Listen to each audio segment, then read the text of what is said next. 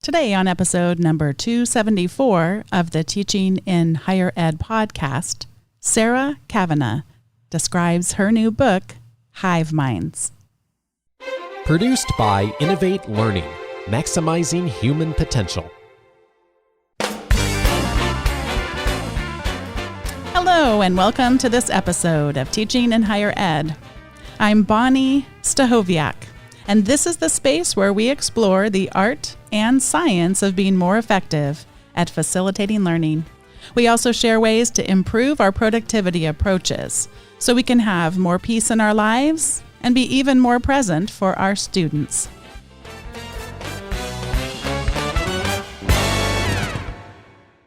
Today, I'm so excited to be welcoming back to the show Sarah Rose Cavanagh. She's currently on faculty at Assumption College, where she directs the Laboratory for Cognitive and Affective Science and serves as Associate Director for Grants and Research in the Center for Teaching Excellence. Her teaching focuses on emotion, motivation, and neuroscience.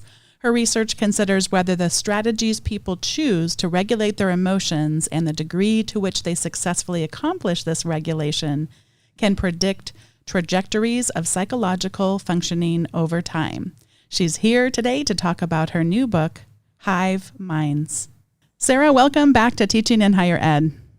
Oh, thanks for having me. You have been busy since you were on the show last, to say the least. And yeah, life is busy. I am so excited about this particular project we're going to be talking about today, your new book, HIVEMIND. And I know that it would be good for us to start just with a little bit of an overview of what the book is all about. Sure.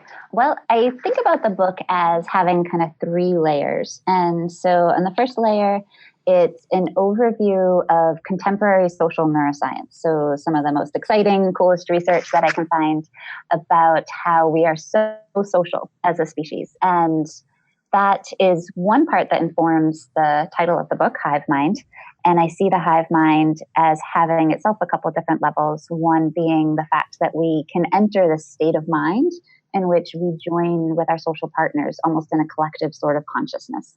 And that you can see in things like dancing together at weddings or marches, ecstatic group ritual. You can see it a lot in really strongly bonded groups like cults, and where you just kind of join with your social others. But I think it also, to me, the hive mind means the sense that by which our sense of reality, our consensus reality, our ideas about the world, our thoughts and emotions are collectively sourced almost as much as they are individual. And I think we don't notice, we like to think that we're all originals and individuals, but how much of our understanding of the world is collectively sourced. So that's one layer of the book, just an overview of contemporary social neuroscience. Things that have always been true. And then the second layer is how smartphones and social media have come on the scene, and I see as amplifying all of those tendencies, both the pro-social and the antisocial tendencies of our collective selves, for both good and ill. And then the third layer is sort of about our current political moment, so political polarization and some of the things that are happening on both a national and a global scale. This is a different book than you have done previously, and I was trying to explain to my husband the other day, and I can't remember the name for it. Is it public press, or what is it? What is this type of book called? Yeah, I mean, I'm still new to this world too, but what they seem to call it is trade. Okay. So a trade publisher rather than an academic publisher. So this, I was going to say it's the real deal, but it's not like the other ones weren't the real deal. But as you started to imply, lots of new things for you to learn. Can you give us a little bit of a background of why you decided to go this route, both in terms of this kind of a book, the trade publisher, and then also where did this start? And maybe it's hard to decide how your ideas start, right? Because aren't they always sort of swarming around? No, I've always been more of a teacher than I am a researcher. I say this in the preface of the book that, from the very beginning of my academic career, I sought to spend more time in the classroom than outside the classroom. And writing Spark of Learning, my first book, which was an academic book. It was an academic book, but it was for teachers, and it was for James Lang's series in teaching in higher ed. And he was really encouraging the writers to write in an accessible way. And I found writing that I really enjoyed doing that rather than kind of academic piece and manuscript writing. And I found that writing voice had a lot in common with my teaching voice. And so it felt kind of like teaching, but writing. And I enjoyed it so much that I decided to try my hand at, reaching a public audience, more popular audience, and sharing some of the most exciting research going on in psychology with not just my students, but also with a wider crew. So you decided that you really wanted to embrace this style of writing, which, by the way, you're so good at it. So I'm so glad because I read your book, The Spark of Learning, literally just a plane ride. And I was like a gripping story, it felt like, and I learned so much. So definitely that resonated. But talk a little bit more about, I keep really trying not to make B references. I'm like, how did these ideas swarm around in your mind? Like where did these things start to culminate? Well, really with writing Spark of Learning, so that book was on emotions in the classroom. And some of the research that I found most compelling and most interesting was about how the instructor's passion and enthusiasm for the material could infect the students, and how the classroom is really a collective social setting. And the students are influencing us and we're influencing them, and all of these ideas about swarming thoughts influencing each other. And those pieces were some of my favorite parts of researching Spark. So that got me thinking about, how does this apply more broadly? And what are other ways in the world and human experience that this is true besides just the classroom? And so that kind of led me to the HIVEMIND ideas, which started kind of before the 2016 election and before Brexit. Mm-hmm. And my original conception of the book was going to be very playful and fun and positive.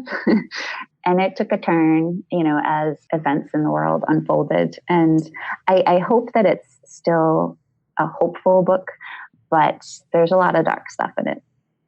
One of the elements of being a hive, having this hive mind, is around group polarization. Could you tell us more about what you discovered as you started to research this particular aspect? Right. So group polarization refers to the fact that I encourage us to think in the book that we are one giant human hive. And I think we should have more of that. And that's one of kind of the solutions, I think, out of the mess that we're in. But we also form in groups, and very easily and automatically, and that seems to be part of our nature. And when we form these in groups and we start talking to people who agree with us only, we start syncing up around common ideas. And when you hear your opinions being echoed back to you by social others and you don't hear dissenting opinions, then you tend to, we know from a lot of research, move more extreme in our opinion. So not just become more entrenched in our opinion, but our actual opinion becomes more extreme. And over time, this can cause some problems, because if you're only talking to people who agree with you, then you're not having kind of cross-fertilization of ideas, and you're also becoming more extreme. And so I think that, this is not an original idea. A lot of people have been talking about, echo chambers and conformity and all of these things about how we're dividing into different camps. And I think that that's dangerous. When you consider that, one of the things that concerns me is, well, and I'm sure it's because I'm so susceptible myself, but just this idea of hearing both sides when one, that doesn't seem a very thoughtful way of considering these things. And someone on the show, Harold Jarkey, had talked about, just to give an example, I think this might have been the example he gave, but if it isn't, forgive me, I suspect he probably would give the same one, but climate change. So 98% of scientists believe that this is a partially man-made caused issue. And so we don't go and read one story about the 97%, then one story about the 1 to 3%. Do you understand what I'm asking? I don't know if I'm making any sense, but I get concerned because people say that we should be looking at both sides, but then it's like a disproportionate and more into like, well, I think he said that, well, let's look at some of the solutions. Let's just agree on this base of research that exists that is overwhelmingly, scientifically based. Then we'll see richness in the diversity of ideas on how you might address it.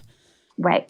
Absolutely. And I think that both sides is another danger of one of our hive mind tendencies and our hive mind narratives, which is these false dichotomies, and that there are always two opposing sides of equal value, and you have to agree with one or agree with the other. And I think that we need to make space for complexity, and that we need to make space for, and I think, there's a lot of people doing great work in journalism trying to open up those ideas. My students this week are reading a piece, and I don't have the author on hand, but if I'll add it to the recommendations, I'll send you an email, called Complicating the Narratives. It went viral a year or two ago. It's a wonderful piece about how journalists can avoid those kinds of problems of just bringing two people when one side has a huge weight of evidence by embracing complexity in the different ways that we can kind of widen the lens, that we can talk about things without introducing, okay, here are two sides. I love the phrase of wicked problems. Mm-hmm. And I think a lot of these are wicked problems. They're tangled.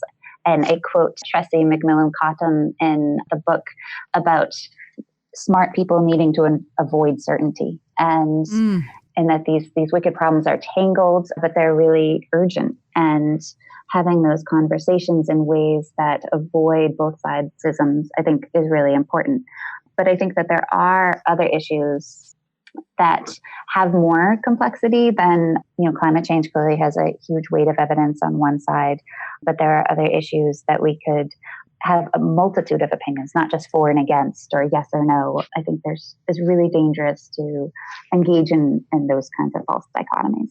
I'm thinking, as you're describing that, how powerful then our role as teachers can be. And first we have to get ourselves out of the habit of adopting that, which I can see can be a challenge, but then also asking the right kinds of questions that help get people engaged in those broader discussions. How do you teach a group of people to discuss these complicated narratives? I'm excited about the article. It sounds really good.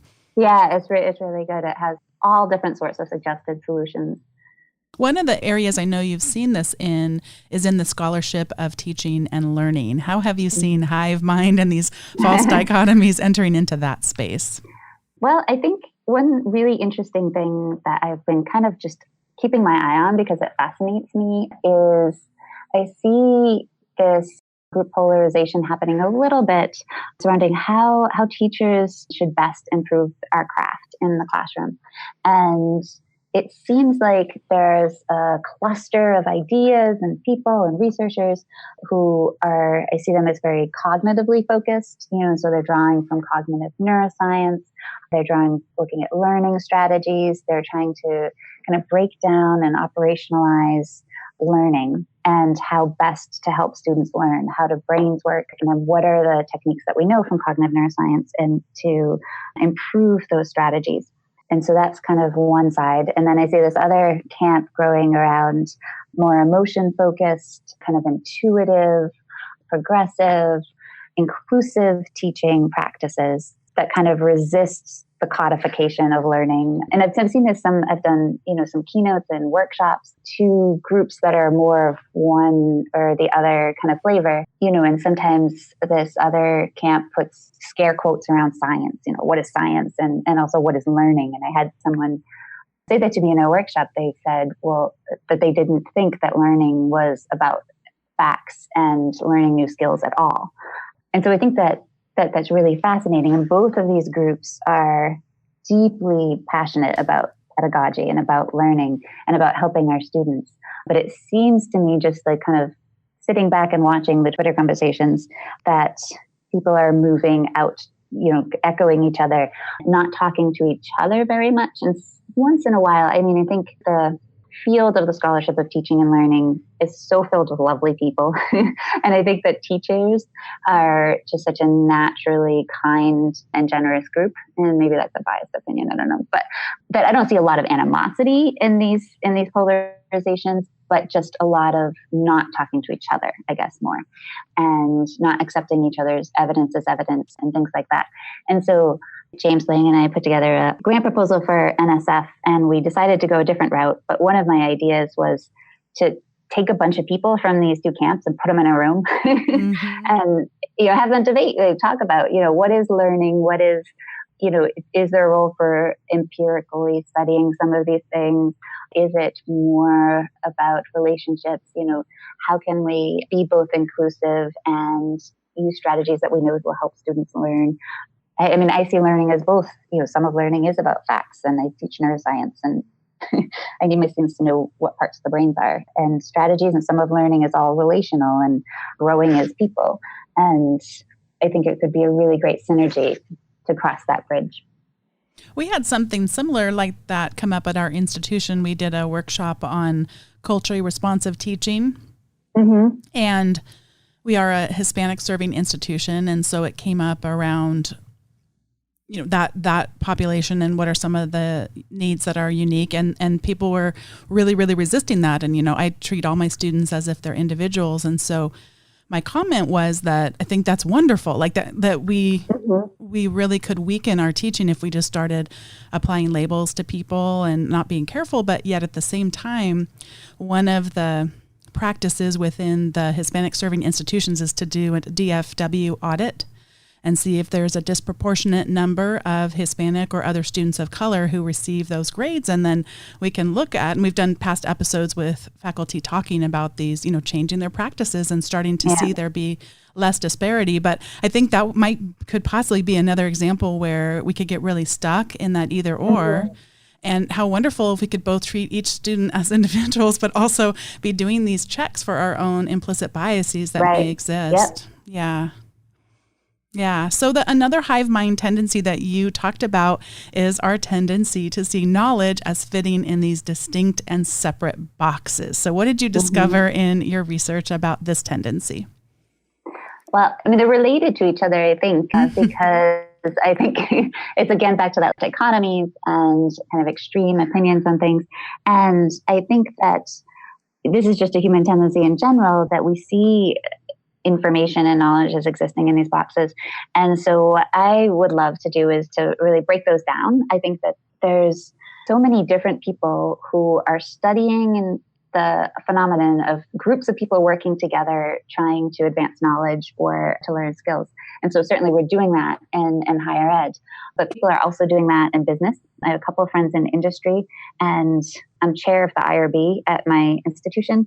And I can't believe the research that they get away with without any ethical approval. They're like putting sensors in people's bedrooms that eavesdrop on.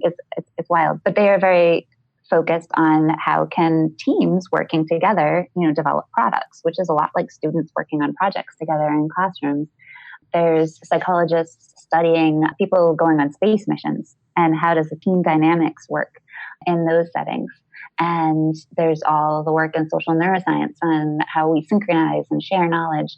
And so I get really excited about the idea of, taking information from all these different places to inform our work of the classroom. And I was lucky enough, I proposed a session and they invited me to do it as the anchor session.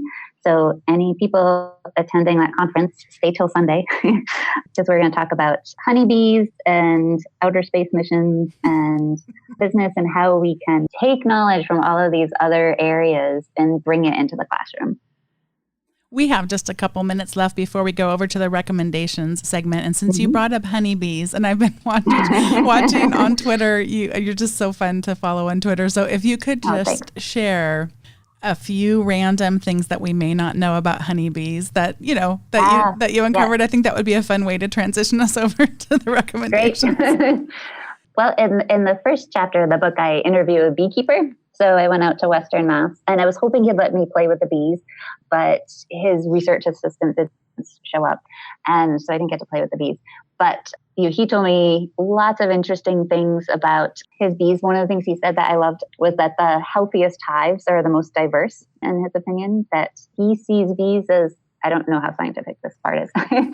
He's not a biologist, he's a beekeeper, but as having real personalities, and that some are more aggressive, some are more communal, and he sees certain hives as having those personalities.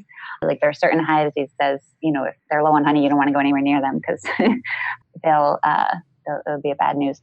But he saw the hives that thrived the most, he thought were the ones that were most diverse, which I loved that quote. And then how much they also operate using pheromones and having a clear leader and their queen releasing this hormone that communicated that everything was all well in the hive. And so I see kind of that as the instructor, say all is well, being kind of the master of the ship. It's funny because I do read Twitter later at night than I should. So did I also see something from you the other night about a spider that's a big, huge spider and it keeps a little tiny, was it a frog or? What? Yeah, I don't know if this is true. So my joke on Twitter was that I literally had spent the day talking to my intro psych classes about media literacy and being sure to fact check everything. And then someone put on Facebook this thing about spiders keeping teeny tiny frogs as pets to kill bugs that are too small for them to see. So the fact that these little frogs are actually cats, spider cats.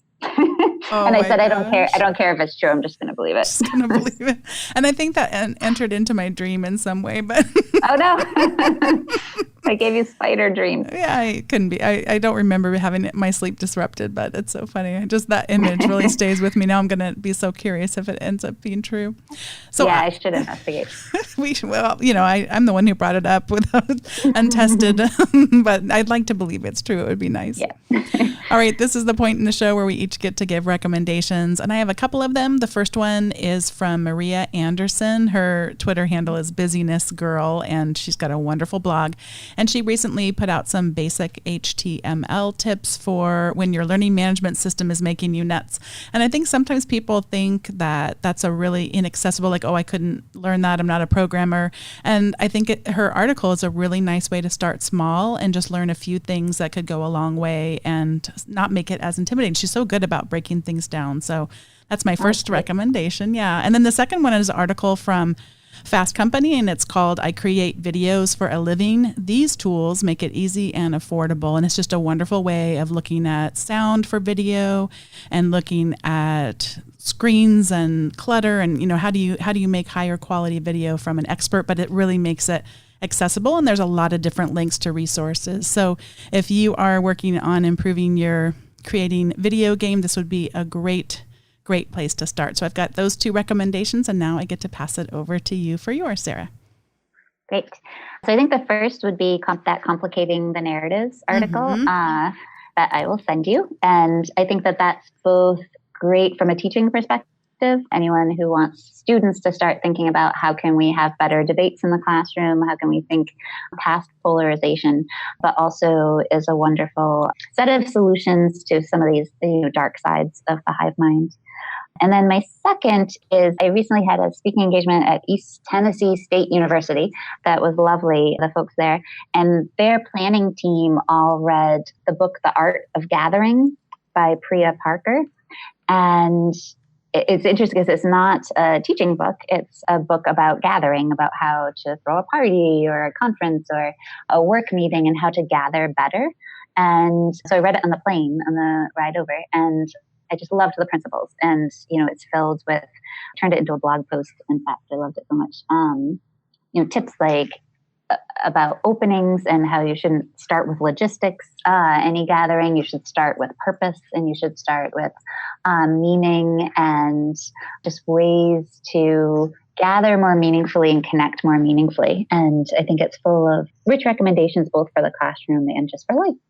Dave, my husband, had her on his podcast, and so he read the book too, and he said that there was a lot in terms of, because we do some event planning in my departments as well, but also just for teaching, starting with that purpose, some really good reminders. And sometimes I think for me, gatherings seem to be a little bit more superficial than I would prefer. And so if we really do start with that purpose and the deeper ways we want to engage, we can really design great experiences. I'm reluctant to say I haven't read it yet, but you're making me want to read it even more for sure. It's hard to keep up with all these great books we come across. Oh, it is. Well, Sarah, it's been so wonderful to get to talk to you again. I'm just so excited about your work. I enjoy everything I've ever gotten my hands on that you've written, and I love the way that you just resonate so much with our lives and make it accessible for us to understand the stuff, including HiveMind. So thank you so much for coming back on the show. Oh, thank you.